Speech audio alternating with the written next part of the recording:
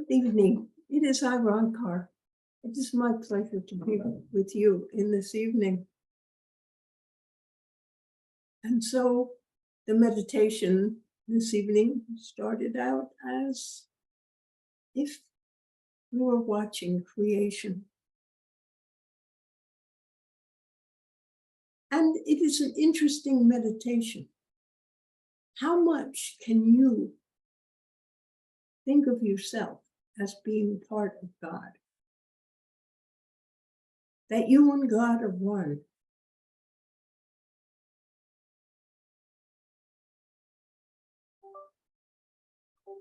For some people, this would not be an option at all. What is it for you? Can you generate that feeling of being one with God and know that you are the same as God because you are one with Him? That your words and your actions actually create the world in which you live?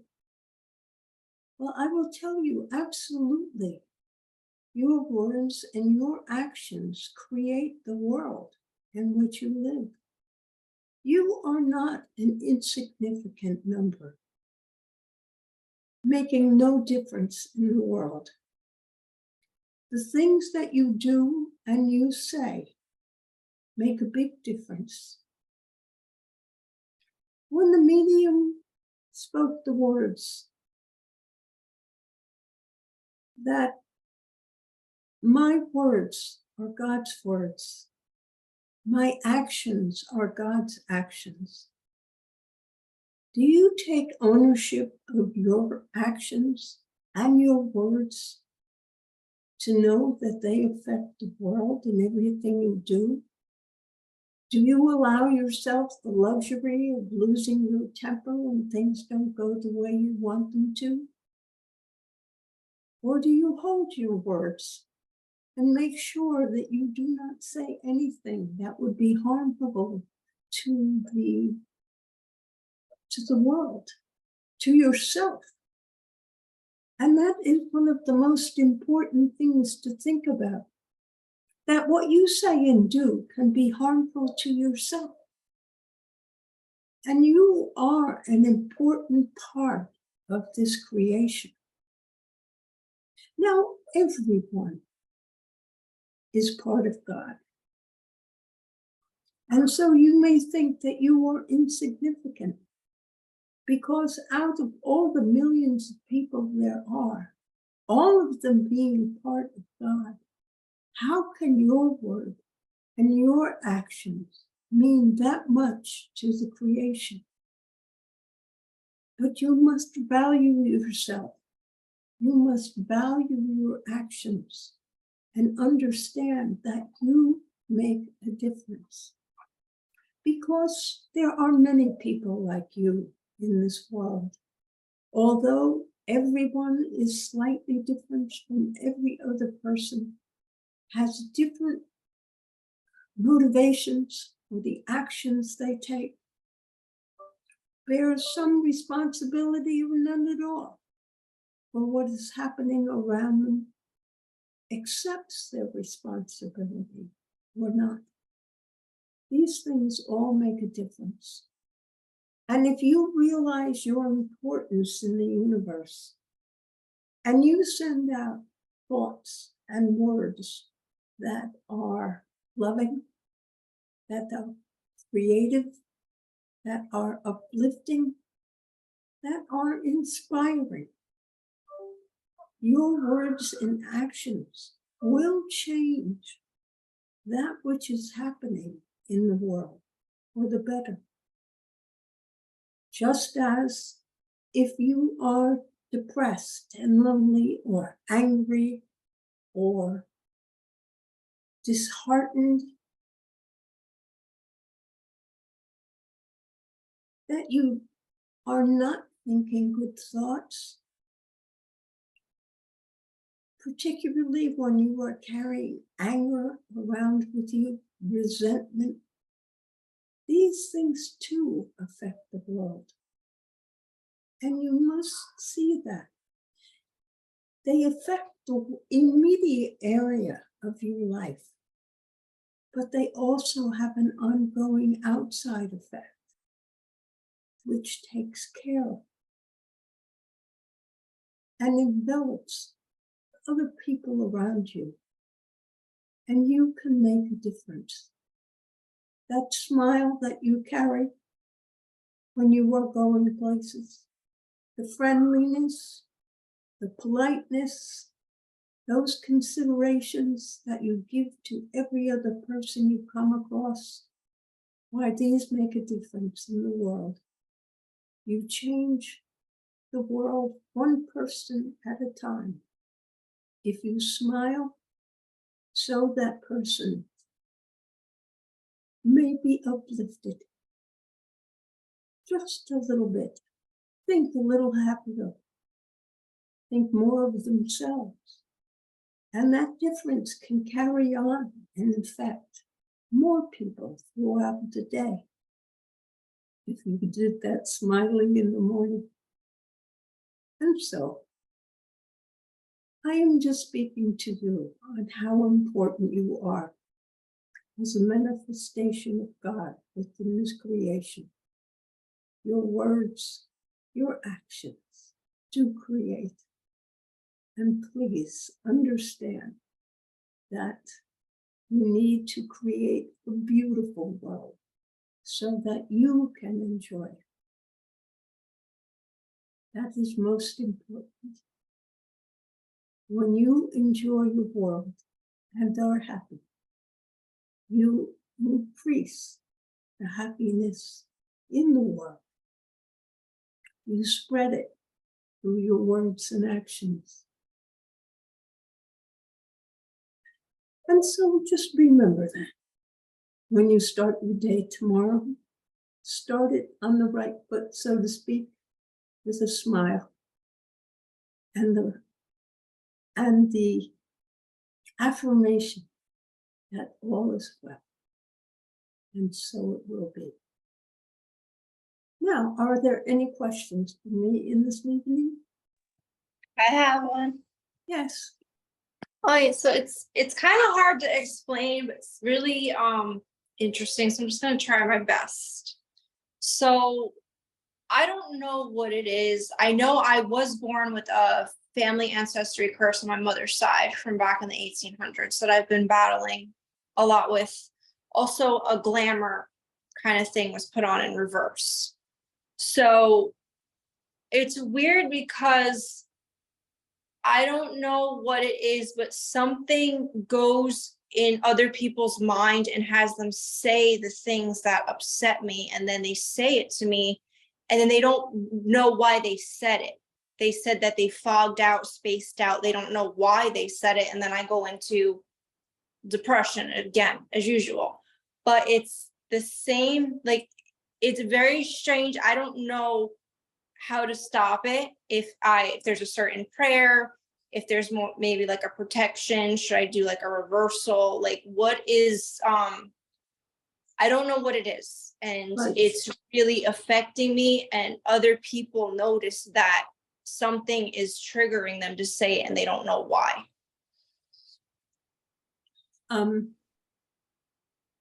First of all, it's not what people are saying, it's what you are hearing and how you are interpreting the words. That you're giving importance to someone else's word that may have nothing to do with you. They may have been having a bad day, and you just happen to come along at the right moment in time for them to take it out by saying something not nice to you. And that is the way you have to view these things. Not what's wrong, not that there is something special about yourself which makes people say nasty things, but it is that you allow yourself to be upset by the utterances of people that don't mean a thing. You give people power over yourself and the way you feel. You choose to be powerless over your emotions. you really have control of these things. You have not learned to use that power and that control. So it's something that you need to work on so that you are not feeling insecure or put down by the words of others. When people say things to you that are not nice, it is for you to ignore these things and realize that these things are reflections of what the people think about themselves. Because in truth, that is what it is. It is projection upon you, so to speak. And you give them the power to make you feel bad by their words. So for people who want power, why should they monitor their words around you? They don't know why they said it. Why did they be nasty to you? It doesn't make sense. And so you can't ask them the question. You just have to assume that in that moment, they are truly mad at themselves, that they do not like themselves, and they are taking that out on you. Just as someone might physically take something out on you by hitting you for no good reason, or causing you to have an accident, doing something to your car, doing something not nice for you, to you. That is all that is happening. And it is because, it may not be because they don't like you.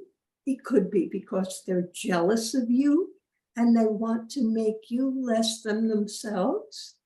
And so they say things which they're not responsible for, because they say, oh, I don't know why I said that. And so they are saying, I'm not responsible for that. I blacked out. I don't know why I said it. They are saying it because they know it's true about themselves. And if you can accept that as an explanation, it might help you to ignore these people. Because and don't give them power over you, the power to make you feel bad. That only makes them say nasty things more, because now they are powerful and strong, and you are weak. So do you wish to give them the power over you? No, but I just find it weird that it's always random people, but they keep on bringing up that I look 30. And I don't know, that just comes out of their mouth when clearly I don't look 30. But for some reason, it just randomly comes out of people's mouths. And like, do not be upset by it. So you look mature. That means that you look like you have intelligence, that you know your way around the world, you are worldly. There is nothing wrong with being 30, except that you see it as an older age. There will come a time when you will be 30, and you will not think of yourself as being any older than you feel today. Maybe you will acknowledge that you have more knowledge, that you're really smart, that you have discovered things that they have not discovered. So being 30 is a good thing. Being 40 is even better. yeah, but I'm a child, so I don't know what they're seeing. But do not ponder that question, because you make yourself feel bad. Do I have too many wrinkles? Well, I don't see any wrinkles. Am I cross-eyed? No, I don't have that. Are my teeth falling out in black and terrible? No, I don't have any of those things of true age. And who knows what they are seeing? Don't ask them how old do you think I am? I don't. It just come out and say it. Like I had a 50-year-old man saying you on Instagram, you look 30 and you're untalented, but yet this guy's 50 and he's married and you're attacking a 19-year-old girl with mental health. Like, I don't understand why. He says that you are untalented, not talented, but yet you have accomplished something in the field of entertainment that many people can't accomplish. Maybe he wished he could have accomplished something like that. And so by taking away your accomplishment, he makes himself feel better. By telling you are untalented, which no polite person would ever say to another individual, is not correct. It's not the way to behave. So where along his development did he develop the bad behavior of speaking like that to someone? You see, that is a reflection of his lack of intelligence, perhaps, compassion, his lack of manners, his lack of understanding. So you cannot, by saying I am 19, you are saying I have no maturity. I can't take care of myself. I can't. But you can. You have gotten yourself to this point in your life where you have created a position for yourself within the entertainment industry or in advertising, in different things, so that you do not need to listen to what other people say. I'm wondering if, because when I was like 12, I said I never want to be 30, and I said it out loud. I'm wondering if that manifested something that people keep saying 30, 30, 30, 30. Did I manifest something? Well, you might have. And how do I undo that? It's important for you to lose that because you are going to be 30 in 11 years. It's going to be here before you know it, and you will be 30. And you can't do anything about it unless you wish to die first and transition, which is not going to happen. So don't worry about being 30. 30 is young by many people's standards.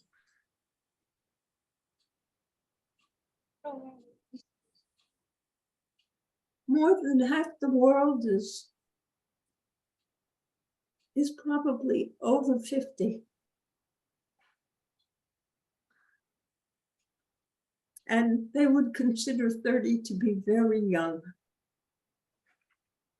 I do not understand why you are letting yourself be so upset over this. I think because I spent 8 hours on my appearance daily, and my life is dedicated to perfection and looking like a doll and looking porcelain and being the one and only. And I think because my whole life is dedicated to that, 2 hours of makeup daily, exercise every day, maintaining 18-inch waist, and like doing all that daily, skin bleaching, that someone attacks something that my life is dedicated to working on, it's like, am I doing all this for nothing? And then you feel like you failed at it because what am I doing? Like, people are seeing the opposite of everything I created. I think that's why. When you say there are people, yes, there may be people who see the opposite of what you strive to create, but there are going to be just as many and more people for whom you are successful. that they see you are successful because you managed to create this appearance. And remember, as much as you would like to remain a doll, you will, if you are lucky, you will get old someday. And you will not be able to maintain your appearance beyond a certain number of years.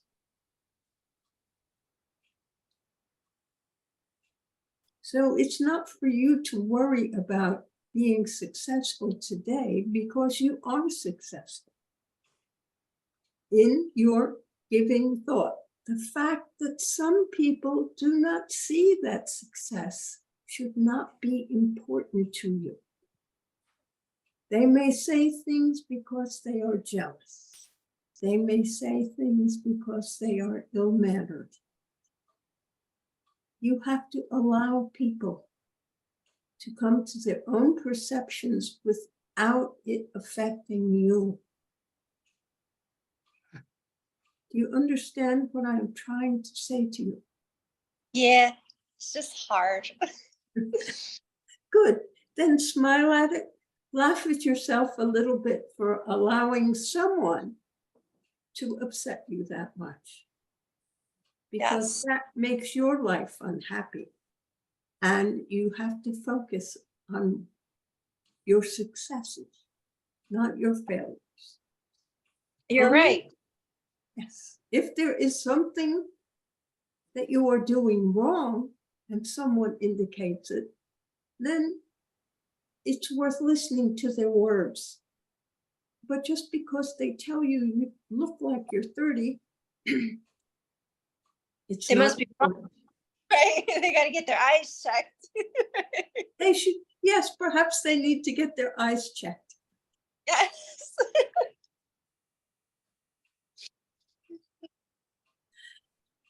Okay, are there any other questions? I have one.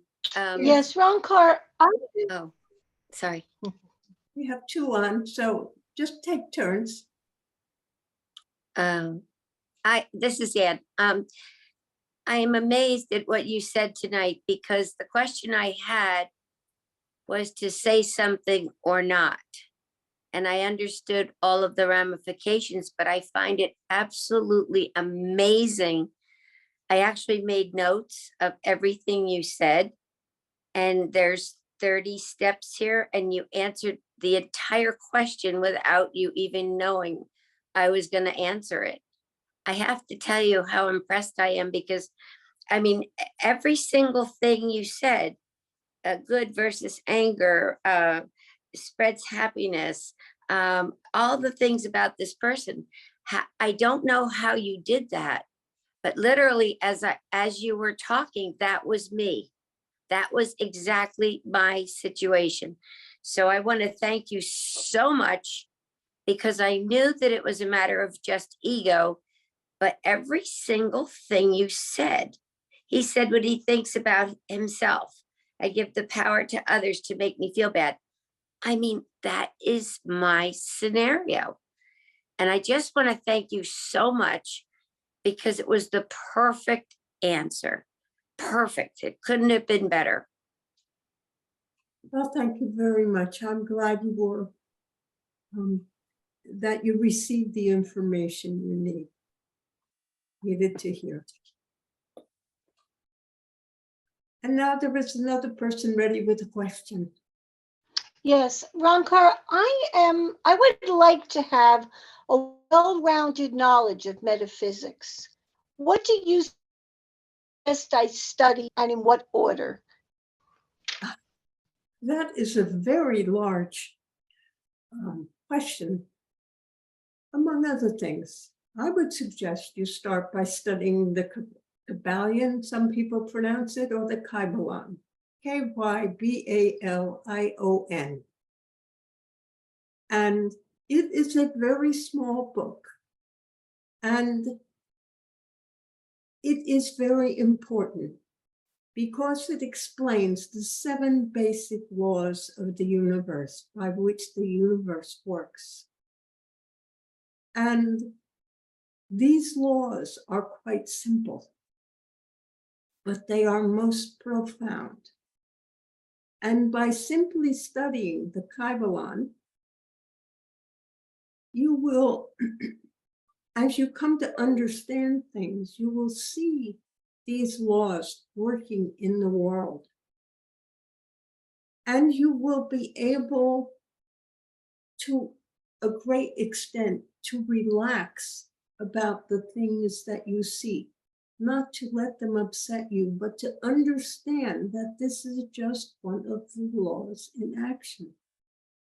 And some of what I said to the previous questioner, which had to do or spoke about in my introduction, was that you as an individual are extremely powerful, because if you generate action and thoughts based on your knowledge and understanding of the laws of the universe, you can be more effective in creating a better world for everyone, not just yourself, but for everyone.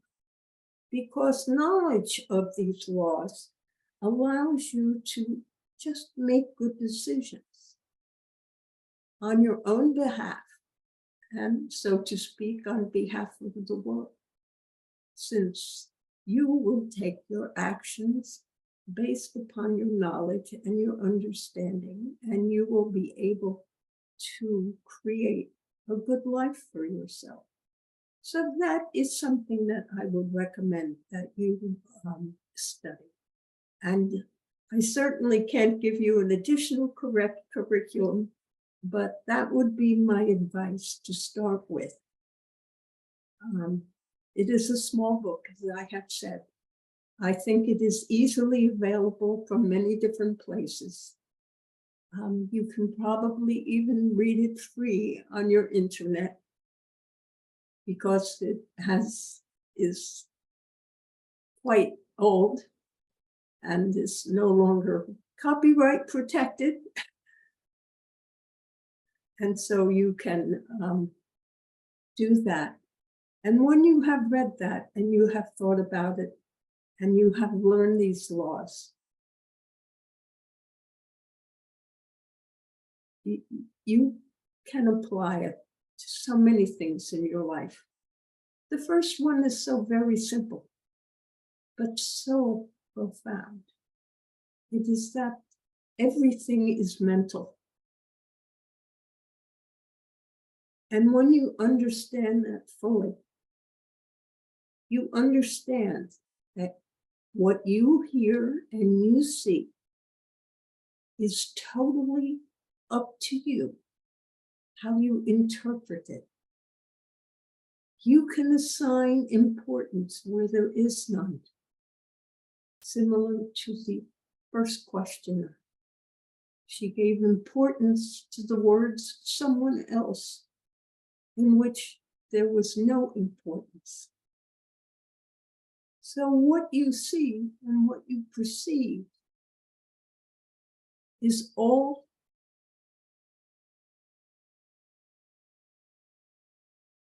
I'm trying to think of the best way to describe it. Excuse me a moment.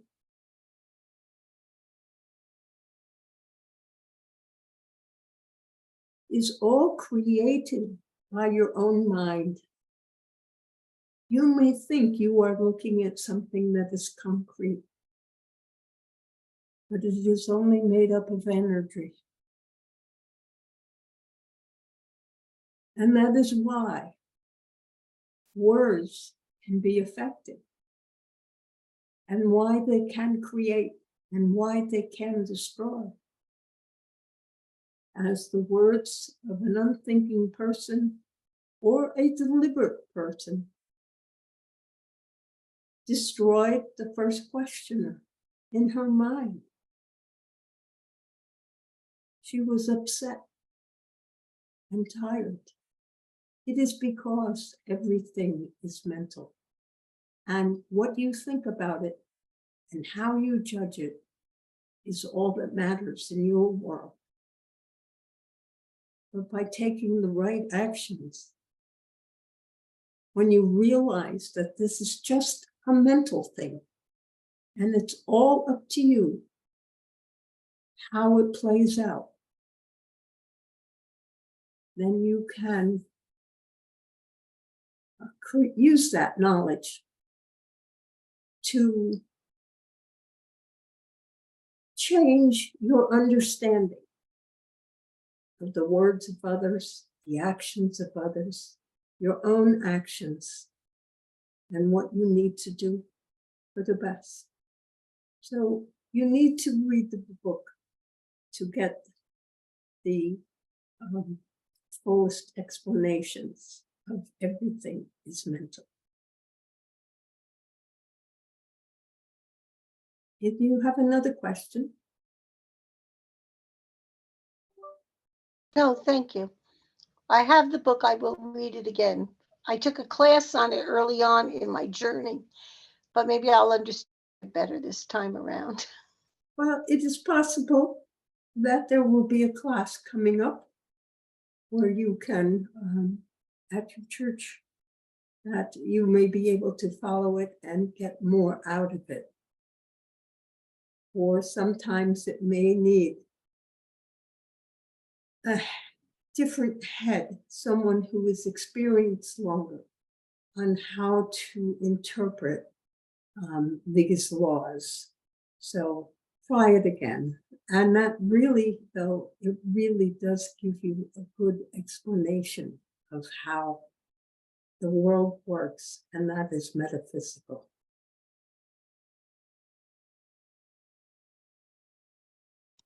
Okay, Are there thank other you. questions? Yes, I do. Thank you, Roncar. I would also like to chime in. Your timing was also impeccable for me. My sisters and I have a tradition of calling each other on our birthdays. I didn't call my sister. The other two sisters retaliated against me and didn't call me.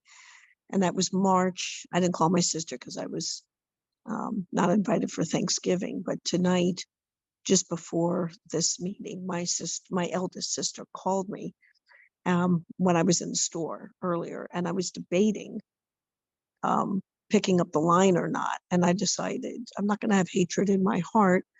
And if she's reaching out to me, I'm not going to block or anything like that. So it was a perfect reminder also to hear your words. Again, also, I would like to chime in. Your timing was impeccable. I want to answer the other person's question, why that topic. According to Abraham, the questions and the answers already put forth before the fact.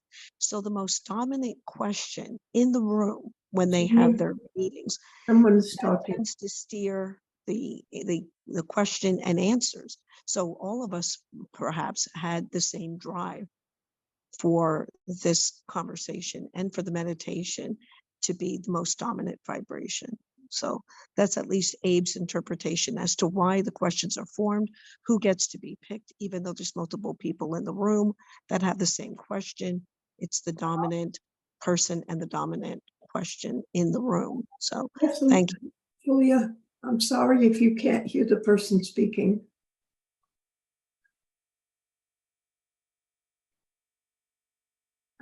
I guess it wasn't loud enough. I'm sorry.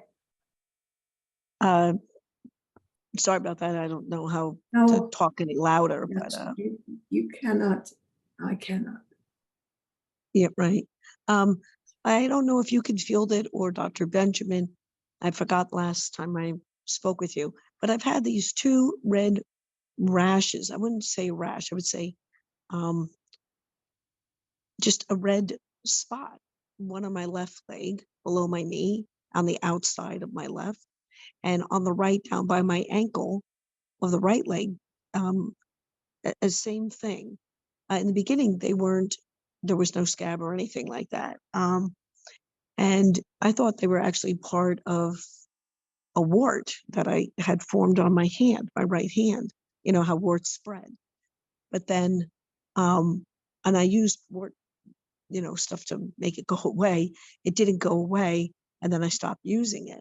So I know that something's irritating me. Something's, quote, getting under my skin. I think I know what that source is without question, from a psychological, spiritual level. But physically, how do I, and I've done tapping at ISD, which was amazing. I had immediate pain relieved from my knee as we were going around the room, and everyone took turns when we were learning about tapping. But I still want to address it to find out, at least from a physical point of view, is this So you have a was this red skin spot. irritation? It's about how much around on your knee first? It's Which pretty knee? big. It's pretty big. I would say a dime size would be, not a nickel. I'd have to And put a dime. that was on your I have one on my left left leg knee? and one on my right. Thank you. Sorry, I was speaking. Would you speak again? I said that I would say a dime size. They're not like tiny. It's considered In which, big, excuse me, in which spot? Oh, and both spots are about the same? about the same size, one on the left leg, one on the right. And the left leg is near which part? The knee on the outside, and the right is down by my ankle, And on the inside? outside. Both of them are on the outside. Both of them. Yes, they're both about a dime. Yes. And they are not itchy. Nope, not at all. I will see if I can find something that might be helpful. I will ask Dr. Benjamin for you. Yeah, thank you.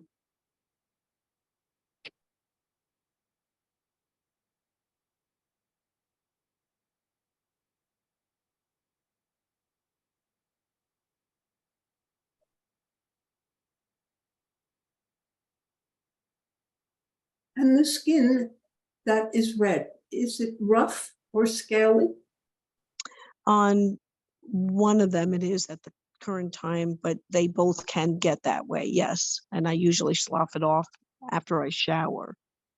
Normally, before I use the wart medicine, it didn't scale at all. It didn't have any reaction.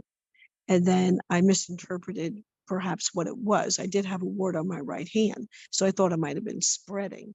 But I think this is something different. I don't think it's ringworm, but I can't figure out what it is. The woman that I wanted to speak with in the physical, unfortunately, she's not available. She was injured and not at Green Life, which is Yes. a supermarket. Well, one moment, please. Thank you.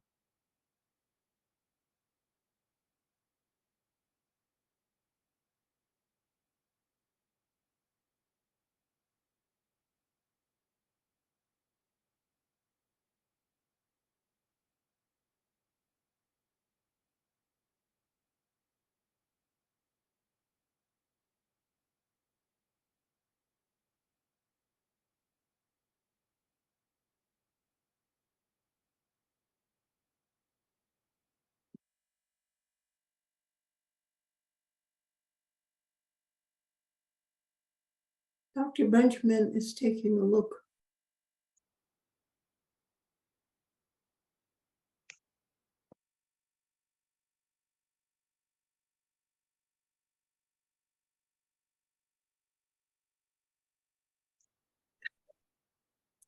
I'm sorry, he has come back and said that he's not much help on this particular type thing. It is attached to the physical body.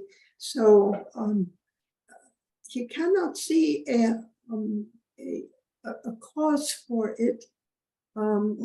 Usually he is extremely good at finding a cause that on the mental level, which maybe you have said that you have something under your skin, and yet you have also mentioned that from Thanksgiving and in March, apparently, that there were some difficulties between yourself and sisters, which could be the mental irritate for it, which would get it started. However, he has, his suggestion is to simply put on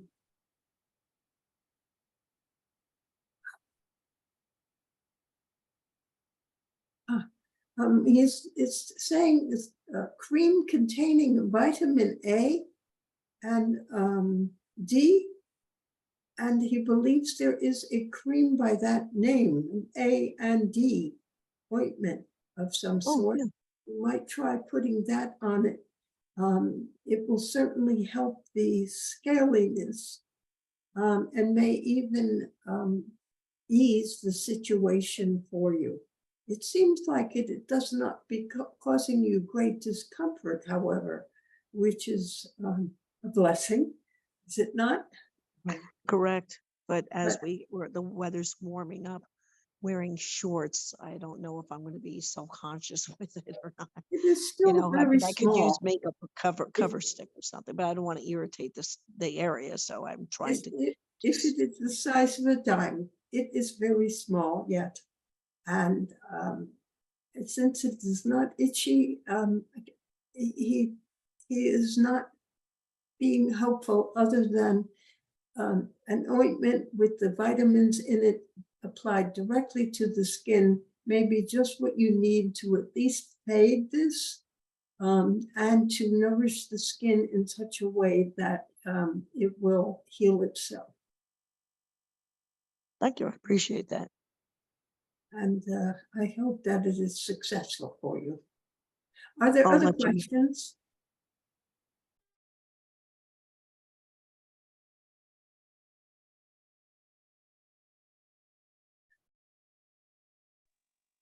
No one's going to jump in. I guess not. Um, Doctor, this is a well-known doctor within the Truther Network. I just learned, as a matter of fact, I have his picture up right now.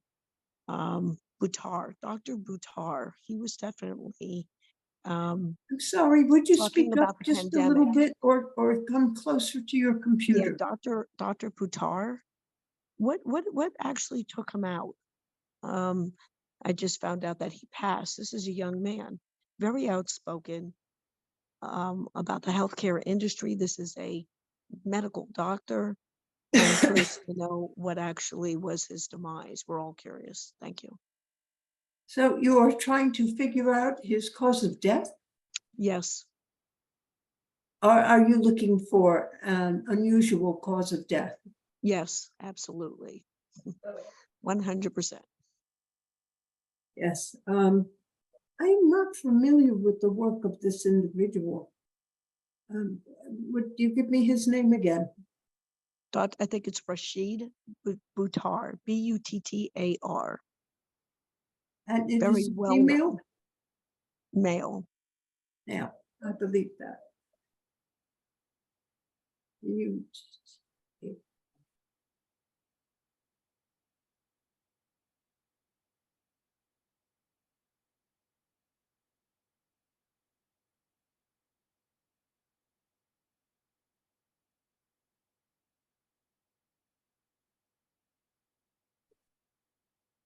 I do not believe a suspicious cause for the death was found.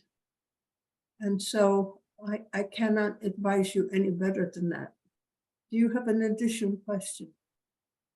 Well, I think that's reassuring in a way, because a lot of people are going to paint it as such, you know, that he spoke out against, you know, the powers that be. So it's kind of The medical refreshing. community, I understand Yeah, that yeah, someone exactly. perhaps was getting even, so to speak, Yeah, yeah. So and if he wanted to silencing make it his voice. correct, so if he But there wanted to are a make number of people making similar allegations, and so yeah, it is beginning to be a more common topic of conversation than it has been in the past, which may lead to some changes. hopefully for the better, obviously, Yes. you know. But thank you so much. Is there anything else? I was just wondering when you answered Robin's question and you said that, I can't remember the exact words you said, but it sounded like you were looking at like maybe what the newspapers said or what the police reports were or whatever on his death. Were you doing that or were you actually able to find his spirit and see how, if he knew anything. No, I did not find his spirit and ask him directly what was the cause of his death. No, I did not. I was simply, and of course, I did not read any newspapers. I didn't know how else to put it. I don't know. On your end, I don't know how you do it. But I just kind of looked for some information concerning his death and could not find anything that there was an indication of mysterious causes. Okay. You have another question? Well, sort of, if I can remember it now. I was thinking what you were saying in the beginning about us, being smiling every day and loving and not taking offense to anything. Generally speaking, you can put a big effort out to do all that, but sometimes like something just happens. I mean, suppose you're walking down the street and you're just in a fine mood, but a car goes out of whack and hits you. I mean, how are you supposed to keep being positive, like when a lot of negative things start happening? I guess is the question. Well, it depends upon what these negative things are. If a car goes out of work quick, how did you put that? And just hits you. It clearly, the person driving was not paying attention. And you cannot think of yourself as having caused these things. You are very responsible for your life. But if what you were doing showed no lack of vigilance on your part, no lack of wrongdoing, you weren't working in the middle of the street, you were on the sidewalk, you were obeying the traffic laws, you did not cross the street when you were not supposed to. If you were avoiding all those things and a car suddenly comes and jumps the curb and hits you and causes you great injury, well, that is certainly an abnormal event. And clearly, the person responsible was the person who was driving the car, or something mechanically went wrong with the car. We do not know in your example exactly what will have happened, but what do you have the opportunity to do now? You are injured. You have to take the precautions. You have to take the actions to take care of yourself. If you are too ill, there will be a police report that you can obtain at some point in time to find out who's responsible or what the police had to do with this, with the investigation and what they thought. So you would look into the police report for yourself, because perhaps your medical did not cover all your expenses. You may want someone else or the other person's insurance company to pay for some of your expenses. These are reasonable thoughts within today's society. And those are all the practical things, but I wasn't worried about them. I obviously got to do all that stuff. What I was worried about was, do we come here to experience certain things, I guess, and would that be something that you would have chosen to experience, even though at the time you weren't, like I said, thinking of anything else, you were happy and contented and whatever as you walk down the street. So at that time, you didn't have anything, bad thoughts or wish you were hurt or anything like that in your head. Yes, but you have said it, that to a certain extent, there are certain things that we may have decided that we wish to experience. And being injured in such a freak accident may be one of those things, because perhaps in a past life you injured someone, not because of your lack of paying attention to detail or not paying attention to what's going on. We do not know. So you may have decided, yes, that you wish to experience an accident to come to you for no reason at all, so that you can experience the pain and suffering someone else did. It is possible.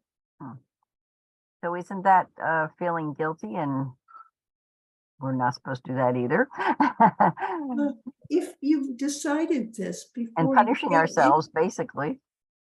if you decided this before you came into the incarnation, you were experiencing none of those emotions because you weren't subject to emotions.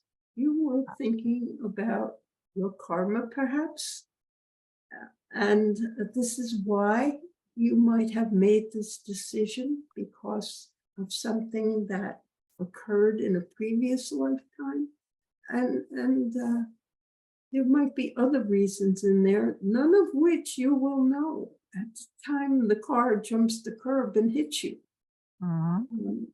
You will not understand that because you do not remember having a desire to experience a freak accident like this. Mhm.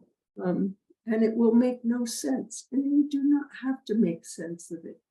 You can simply make the best of it that you can. That is to say, you heal yourself. You go to the doctor, you take your medicine, you do your physical therapy, you do what you need to do to bring yourself back to the best of health.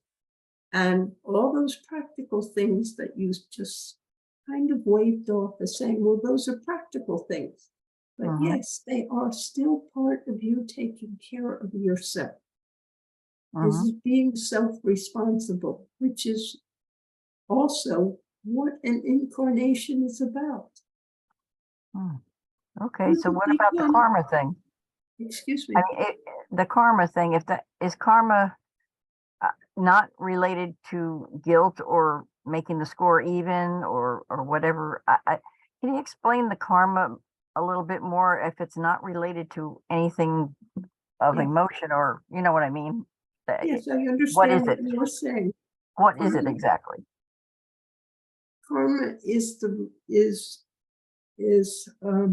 realizing and understanding the consequences of actions you have taken, and either if feeling the effect of them or learning.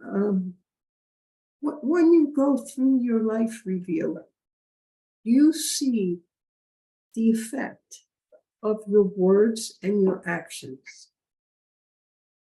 And there may be times that as a result of things that you said or did, you have harmed other people and certain things have happened. This is karma. It's as simple as that. It's the result of your own words and actions.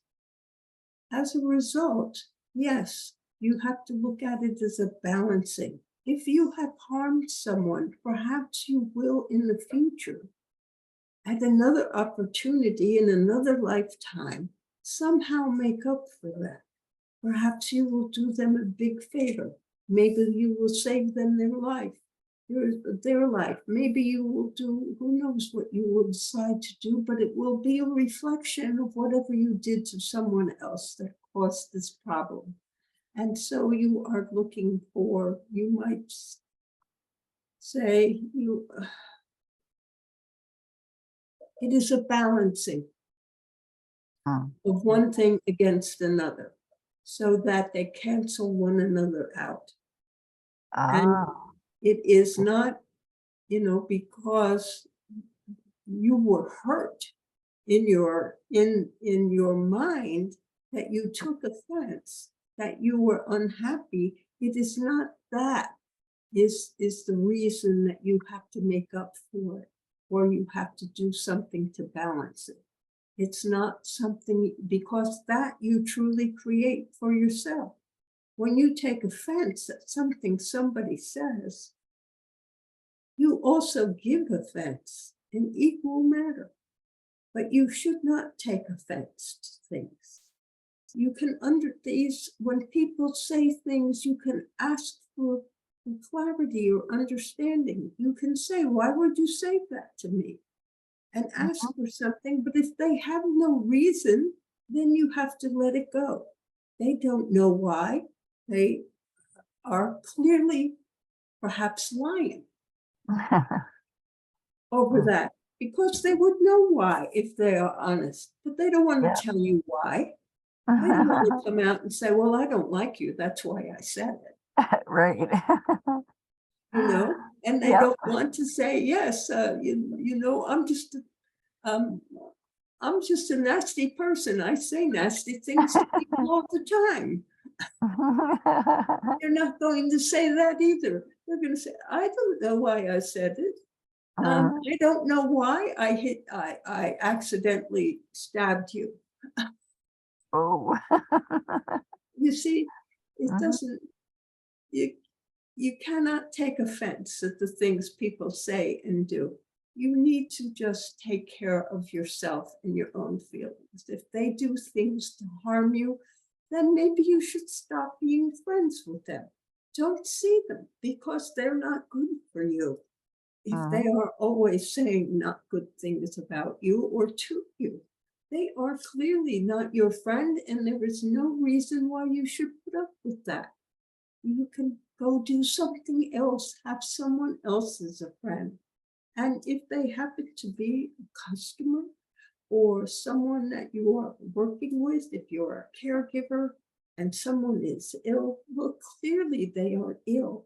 Do not take offense by anything they say, because you are taking care of someone who is less than all there. So you have to keep your distance and understand that they're going to say things that may hurt your feelings if you allow yourself to give credence to what they say. If they are demented in some way, shape, or form, Yep. you cannot pay attention to demented people or crazy people. And when people do things to harm or hurt you, something is wrong with them, not necessarily you. You are not looking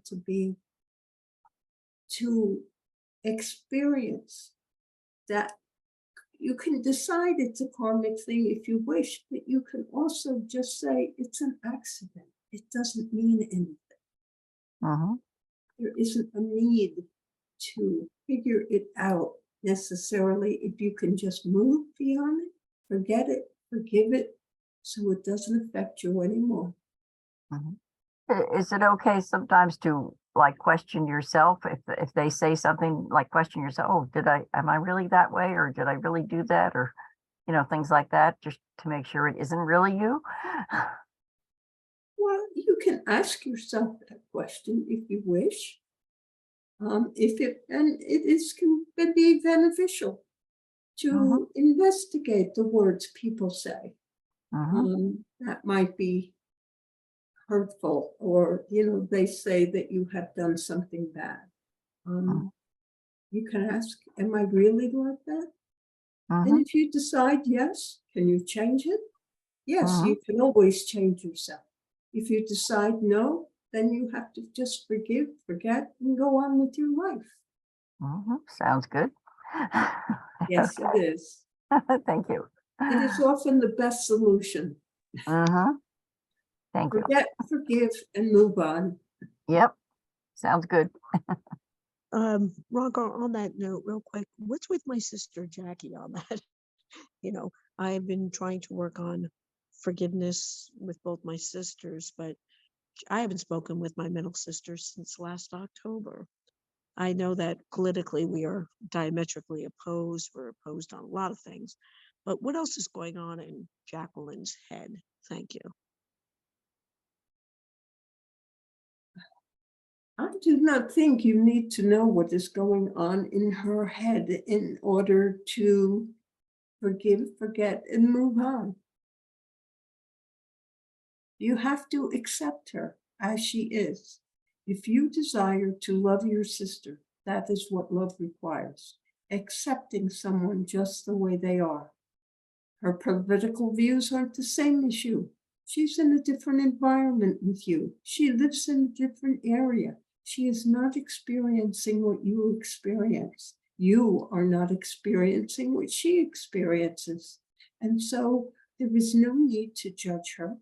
Just accept her as a sister. And you don't have to spend a lot of time with her, but perhaps you need to remember that birthday card or that birthday phone call, or you need to extend the invitation for Thanksgiving dinner to her to come to your house or something along that line. That is all that you're required to do. Not talk with her every month on the telephone, not spend excessive amounts of time with her, but from time to time, as a filial duty, so to speak, you contact your sister. And you might say you make nice for a phone call, and then you hang up. And if you wish, after you have fully hung up, you can say, "Oh, I'm glad I don't have to talk to her again for 6 months." It is up to you. God- You do not God, need to that's know good. what is in her head to accept her.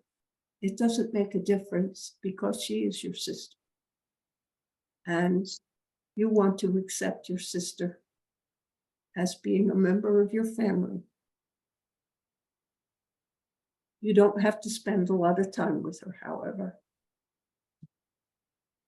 So true. Thank you. You're welcome. Roncar, I wanted to ask, at the end of life, as people transition, do they accept the fact that they're leaving this earth and they're transitioning? And when they do leave, do they really find a way to peacefully go to the other side?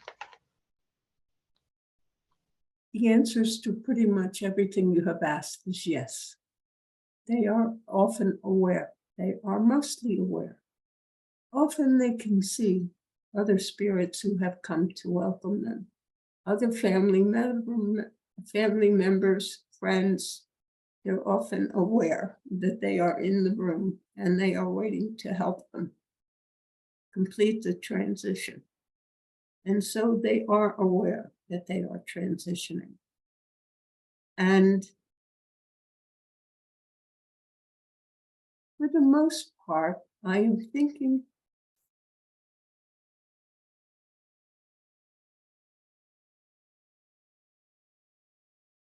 generally when people have reached that level, point within themselves where their body can no longer support their life, they are quite happy to make that transition.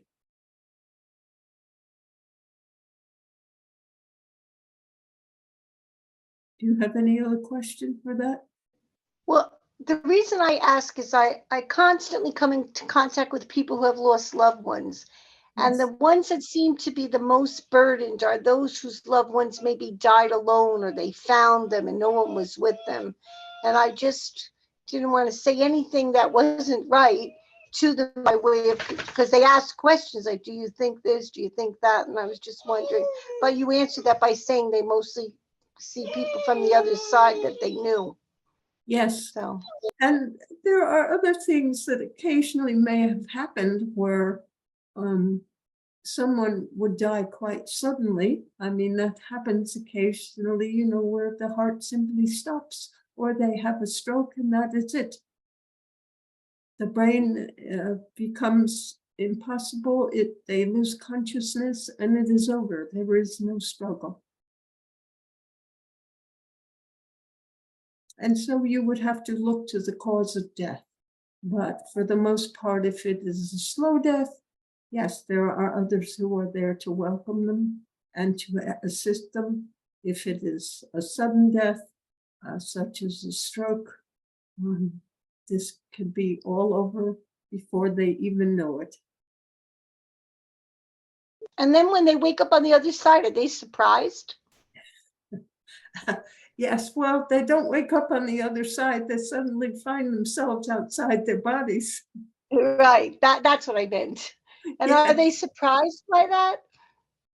Oh, I oh don't- I yes, don't many know. times, many times. And they don't often, sometimes that is why there are often people there to help them, because they need a little coaching to go and do what needs to be done. You extend them, you might say, into the white light. They could go through the tunnel, whatever it is. They can act as a guide. So each person's experience may be slightly different than everyone else's. And those who have come back after experiencing a death where their heart stopped and they were freed from their body, sometimes people return to their body, and they have told us, they have told you what they experienced being out of body, and places sometimes they have gone and things they have seen before they go back to their body. So there are times that if anyone does not go back to their body, dies alone as you have been talking about, that they are quite content and happy where they are. Thank you. You are welcome. It is the end of our evening. And so I wish to give my blessings to all of you and wish you a good night and a good week. Thank you. Thank you. Thank you. I am back. Okay, so I just wanted to say goodbye to everybody before I left, before we end the evening up. So as always, remember, I love you all. Good night. Love you too. Good night. Good night, Norma. Thank you. That wasn't Norma.